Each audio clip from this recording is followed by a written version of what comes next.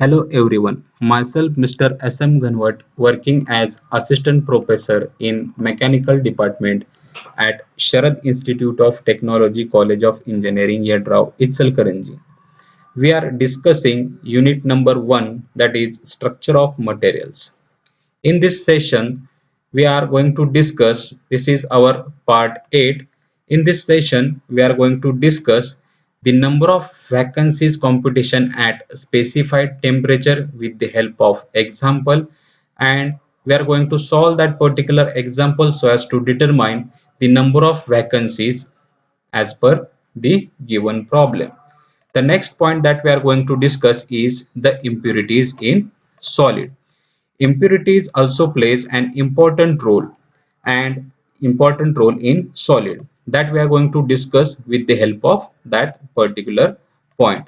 Also, we are going to discuss the dislocations. In dislocations, we are going to discuss the linear. In dislocation, we are going to discuss the linear defect. In linear defect, we are going to discuss the edge dislocation, dislocation line. Also, we are going to discuss the theoretical portion of this particular miscellaneous imperfection. Now, we are going to discuss the number of vacancies computation at specified temperature. For this, we are going to see one problem. Calculate the equilibrium number of vacancies per cubic meter for copper at 1000 degrees centigrade. The energy for vacancy formation is zero point 0.9 eV per atom. The atomic weight and density at 1000 degrees centigrade for copper are 63.5 G per mole and 8.4 G per centimeter cube respectively. For this problem, what we are supposed to do, we are supposed to compute the number of vacancies, and we have already got the formula for computing the number of vacancies NV as NV is equal to N exponential in bracket minus QP by KT. In this expression, N is going to represent you the total number of atomic sites. QV is the energy required for the formation of vacancy. T is the absolute temperature in Kelvin, and K is the gas or Boltzmann constant. Now, the solution part for this particular problem is, this problem is solved by using this particular equation now explained. It is first necessary, however, to determine the value of N, the number of atomic sites per cubic centimeter for copper, from its atomic weight, its density, and Avogadro's number Na, according to N is equal to Na rho divided by ACU, which will give you the value for N, the number of atomic sites. Thus, the number of vacancies at 1000 degrees centigrade is equal to NV N exponential minus QV KT.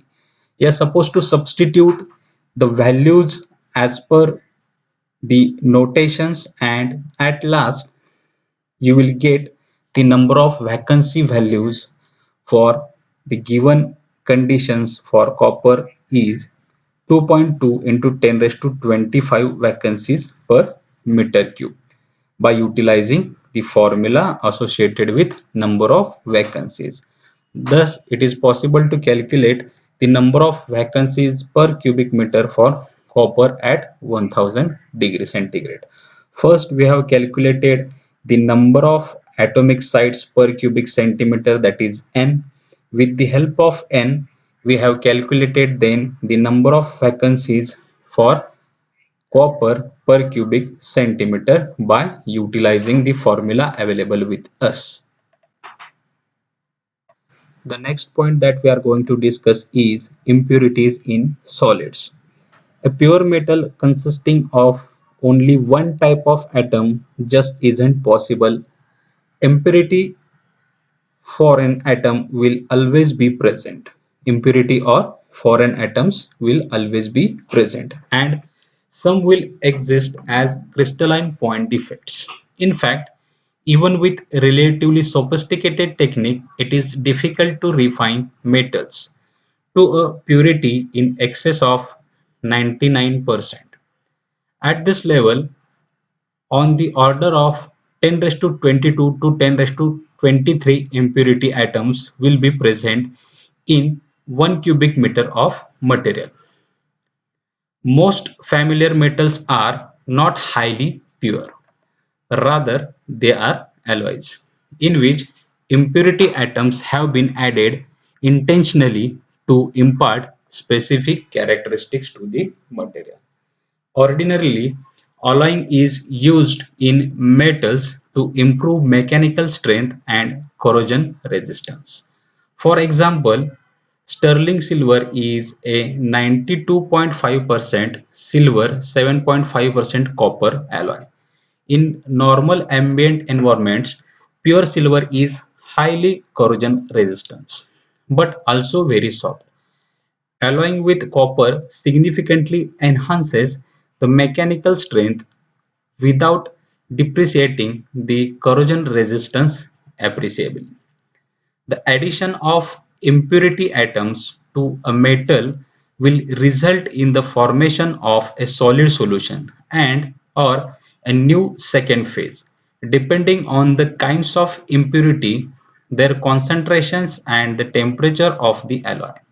The present discussion is concerned with the notation of solid solution treatment for the formation of new phase. Now, several terms relating to impurities and solid solution deserve mention. With regards to alloy, solute and solvent are terms that are commonly employed. Solvent represents the element or compound that is present in greatest amount. On occasion, solvent atoms are also called host atoms. Solute is used to denote an element or compound present in minor concentration. Now we will move further with the next point in solid solution. A solid solution forms when as the solute atoms are added to host material. The crystal structure is maintained and no new structures are formed. Perhaps it is useful to draw an analogy with a liquid solution. If two liquids soluble in each other, such as water and alcohol, are combined, a liquid solution is produced as the molecules intermix and its composition is homogeneous throughout. A solid solution is also compositionally homogeneous. The impurity atoms are randomly and uniformly dispersed within the solid. Impurity point defects are found in solid solutions, of which there are two types: substitutional and interstitial. For substitutional type, solute or impurity atoms replace or substitute for the host atom.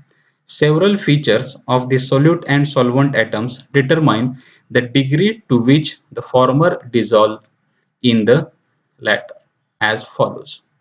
First point that we are going to consider is atomic size factor. Appreciable quantities of a solute may be accommodated in this type of solid solution only when the difference in atomic radii between the two atom types is less than about plus minus 15%.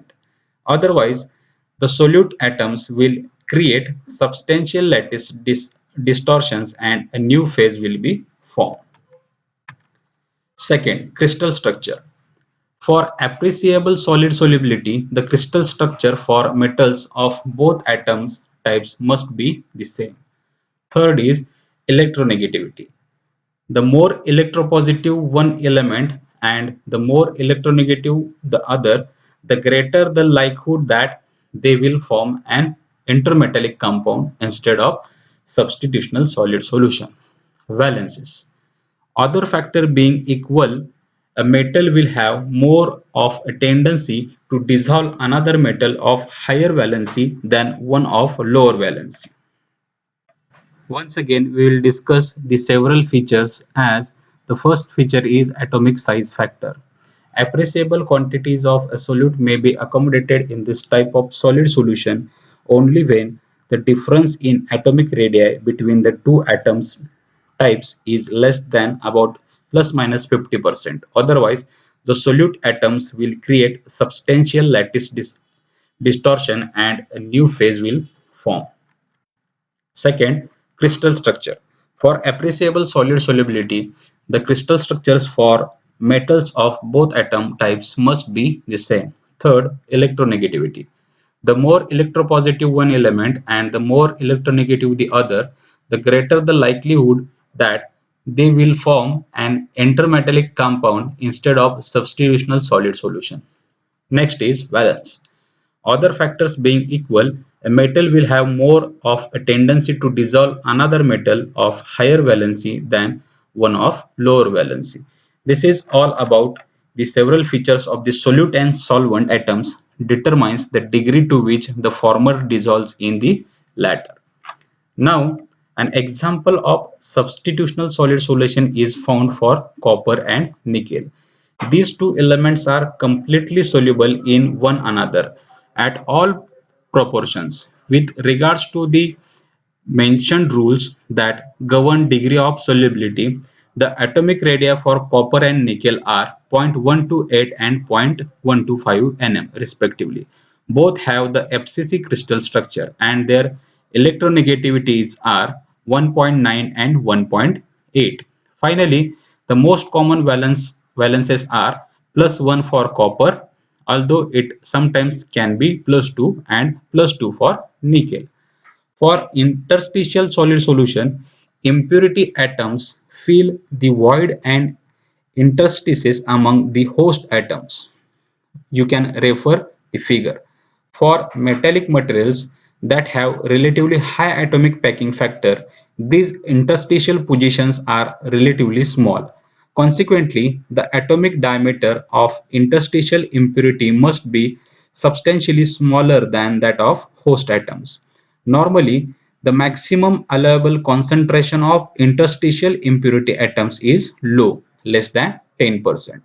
Even very small impurity atoms are ordinarily larger than the interstitial sites, and as a consequence, they introduce some lattice strain on the adjacent host atoms. The determination of radii of impurity atoms in terms of R, the host atom radius that will just fit into interstitial positions without introducing any lattice strain for both FCC and BCC crystal structures. Carbon forms an interstitial solid solution when added to iron. The maximum concentration of carbon is about 2%. The atomic radius of carbon atom is much less than that of iron, that is 0.071 nm versus 0.124 nm. Solid solutions are also possible for ceramic materials. This is all about the impurities in solid. A pure metal consisting of only one type of atom just isn't possible.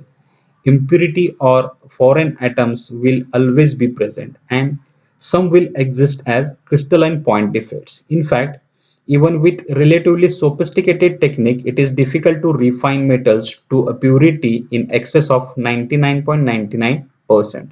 At this level, on the order of 10 raised to 22 to 10 raised to 23 impurity atoms will be present in 1 cubic meter of material.